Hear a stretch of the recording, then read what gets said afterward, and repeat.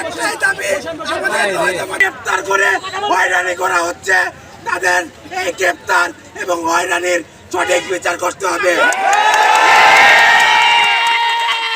কথা মনে রাখতে হবে, দেশটাকে বাপ একার সাথে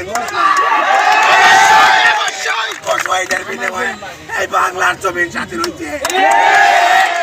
বাংলাদেশ কোনো পাকিস্তান না, বাংলাদেশের নাগরিক। আজকে আমাদের কর্মসূচি ছিল যে আমরা জুমার নামাজ শেষ করে আমাদের কেন্দ্রীয় জামে মসজিদ থেকে শহীদ মিনার পর্যন্ত আমরা কর্মসূচি পালন করব। আমাদের কর্মসূচি এখন বর্তমানে সফল হয়েছে। এখন এখান থেকে আমাদের কর্মসূচি যা ছিল আপাতত শেষ। তো এখন কর্মসূচি শেষ করার বিষয় না, কর্মসূচি এখনো শেষ হয়নি।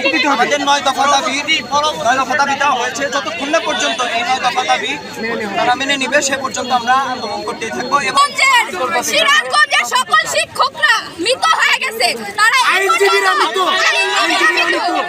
আমাদের এইখানে যত সাধারণ শিক্ষার্থী আছে, একটা শিক্ষক এসে আমাদেরকে বলে নাই যে আমরা তোমাদের পাশে আছি।